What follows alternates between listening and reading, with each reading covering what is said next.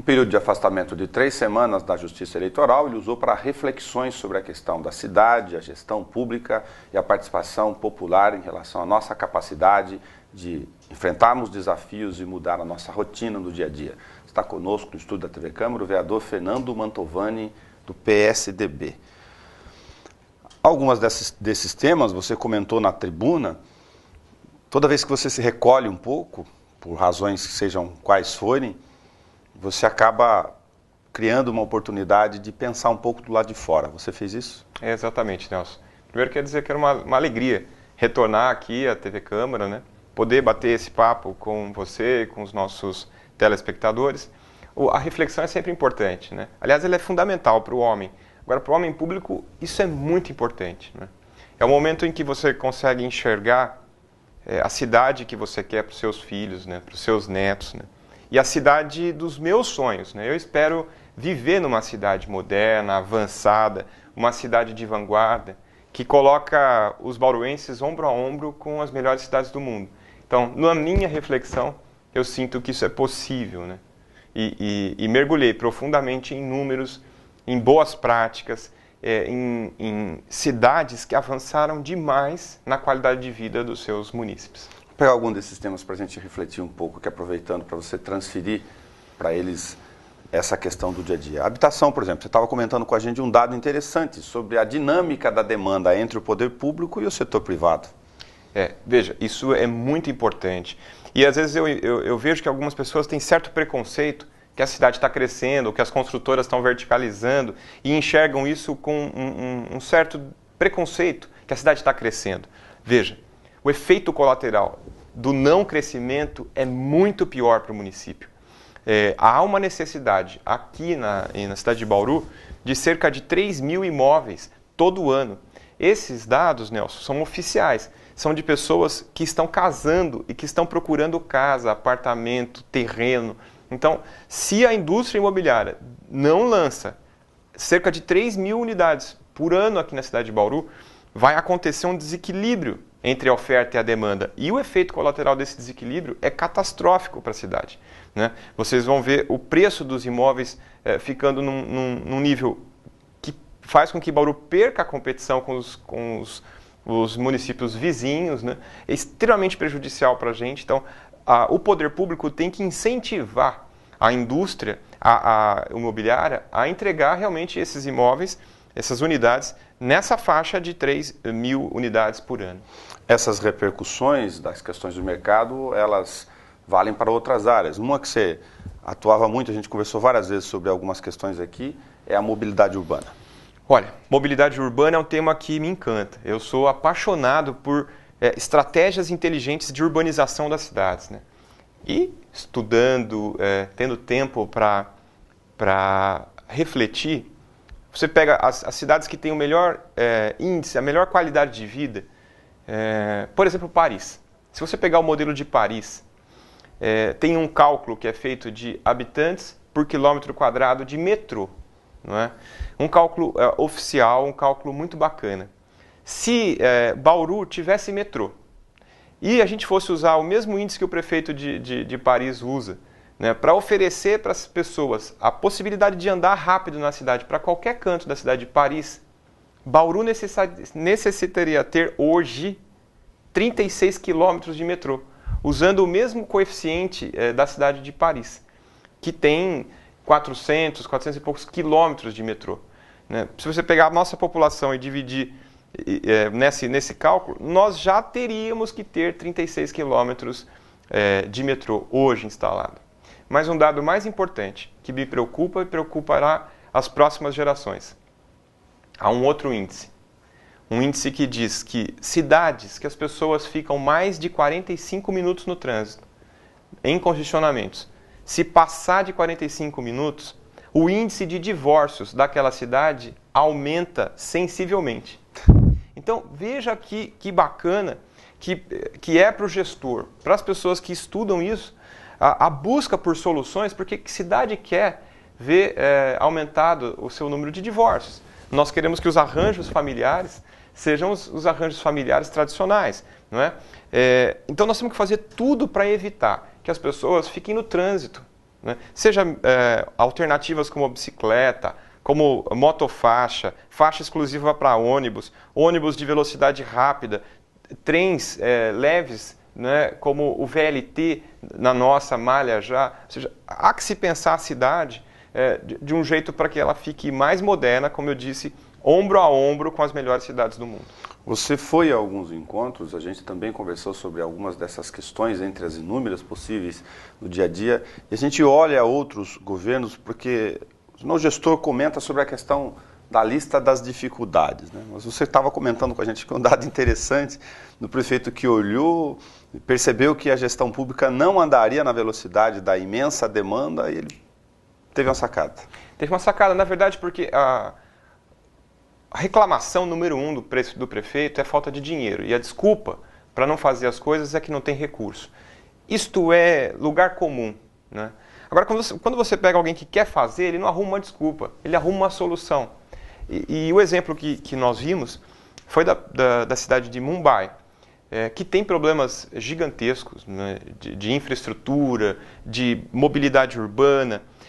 E o próprio gestor tem a humildade de perceber que vai ser incapaz de resolver a vida, de melhorar a qualidade de vida dos seus liderados em pouco tempo, e num ato de ousadia, de inovação, cria um modelo inovador para o mundo, né?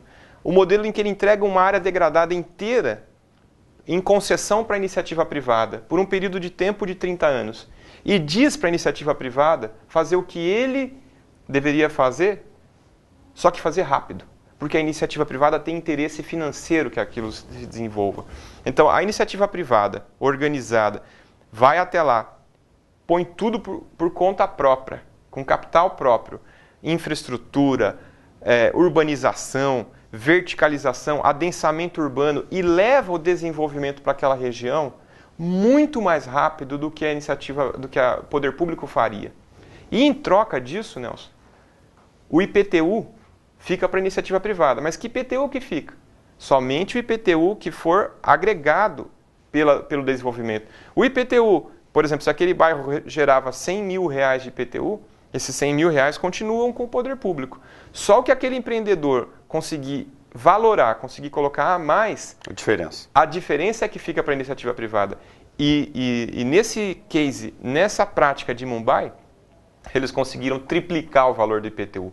Os imóveis, tudo valoriza mais, porque o desenvolvimento está puxando para lá, né? Então isso é bom para o empreendedor, é bom para a prefeitura, agora é excelente para o munícipe, né? Que não vai ter que esperar 2 ou 3 gerações para ver o asfalto passar na frente da casa dele. Você falou sobre a questão da ocupação do solo, né, do planejamento urbano. A gente tem uma tendência em satanizar mesmo a instalação de empreendimentos, né? Olhar o tijolo e o cimento como algo um pouco... Os ambientalistas, com todo respeito, porque é uma demanda importantíssima, eu não estou aqui também fazendo a flecha do vetor inverso, costumam olhar para essas questões de forma um pouco mais sectária. E no caso concreto que a gente está discutindo aqui no plenário da Câmara de Efervescência das regras de parcelamento de solo, isso está posto. Mas se trocar em miúdos, e havia sua visão preliminar até agora, de fato o problema central não está no empreendedor, está no poder público que não organizou a forma de aplicar a regra. Exato. Então, aí vai uma outra crítica, né? A desorganização, a desinformatização do nosso município. Deveria ter uma regra padronizada, um procedimento padronizado e eletrônico para todos os empreendedores, né? Até para os empreendedores sentirem segurança e terem velocidade no lançamento dos seus empreendimentos. É porque a nossa prefeitura não é organizada e informatizada que surgem essas picuinhas, essas questões e até dúvidas se existe ou não algum procedimento incorreto, ilícito, como esse que nós estamos discutindo na cidade agora. No caso da Secretaria de Planejamento, quando se discutiu, por um outro viés, um instituto de planejamento como uma organização para discutir, pensar essa cidade a curto, médio e longo prazo, estabelecer parâmetros mesmo de indicadores para serem realizados no tempo, o que se ficou é se a cotação do imóvel para eventual compensação é muito pequena a discussão, mas acaba esbarrando numa deficiência gigantesca do poder público. Ela levou em conta imobiliárias corretas e qual é o valor do metro quadrado. Aí fica difícil de discutir desenvolvimento. Então, eu não quero entrar nesse mérito e não quero usar o meu mandato para discutir o valor da gleba. Eu quero discutir para onde essa cidade está indo, para onde Bauru estará em 2030, qual é o rumo, qual é o foco. É isso que a gente tem que liderar aqui na cidade. A gente tem um governo do século passado e os moradores querem um governo do século XXI, sabe? Querem algo avançado. Eu não consigo entender o porquê é que nós não temos sistema de gestão da prefeitura. Se você olhar para outro viés, por exemplo, eu fiz essa denúncia na tribuna segunda-feira. Veja se pode acontecer isso ainda. Tem vaga sobrando para exame de mamografia no hospital estadual.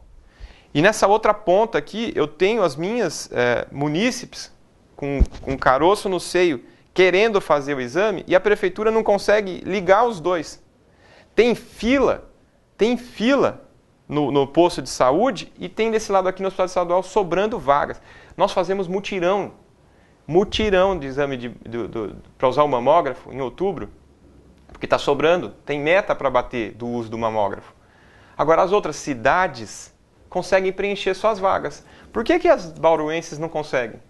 Porque há uma enorme desorganização no sistema, não tem informatização. Apesar da lei dizer que quando uma pessoa tem câncer ou tem qualquer suspeita de câncer, ela tem que passar na frente, aqui em Bauru ela entra na fila com quem tem unha encravada.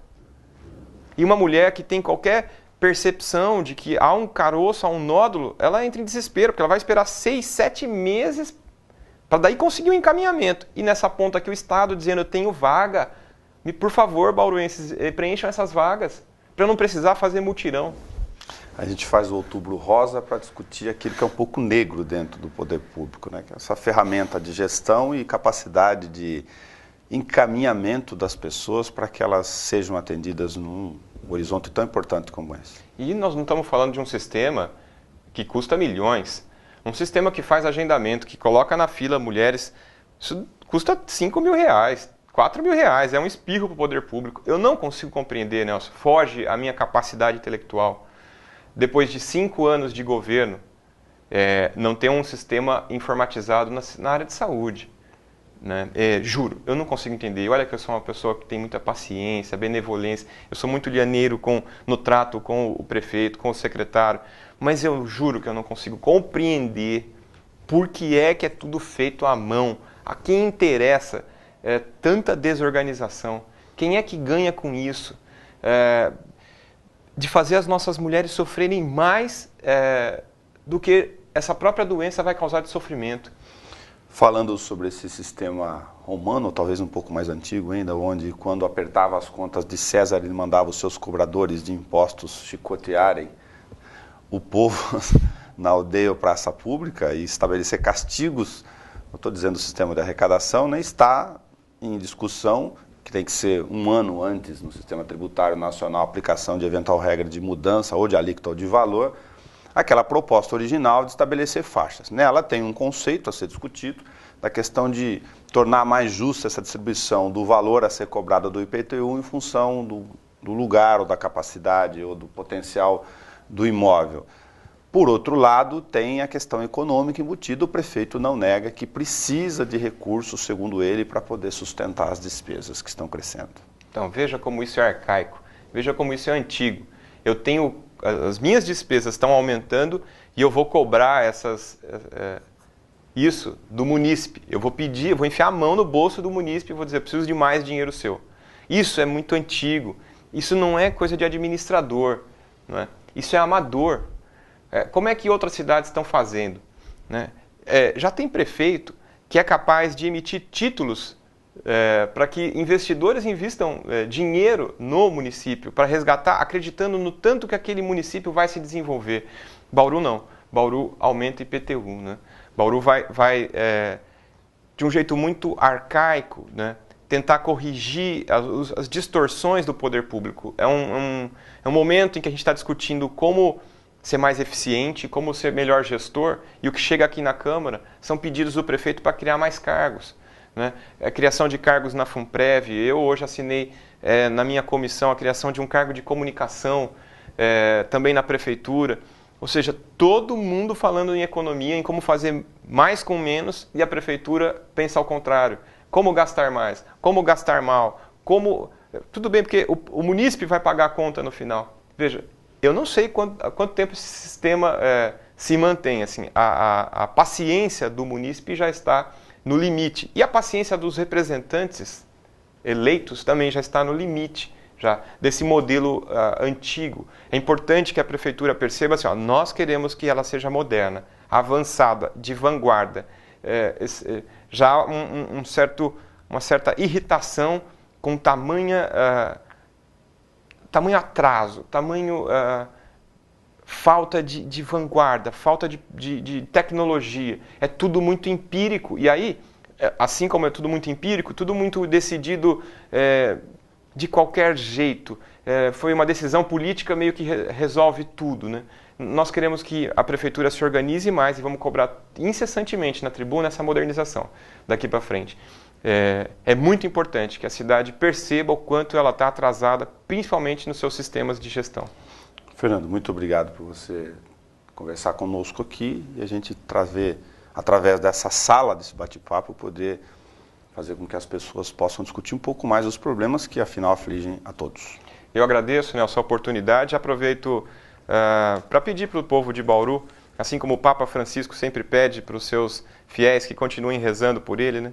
Eu também queria aproveitar e pedir para que todos os bauruenses continuem rezando por nós, os políticos que querem mudar essa cidade. Muito obrigado. Acompanhe toda semana nessa programação a discussão sobre os problemas que interferem na sua vida.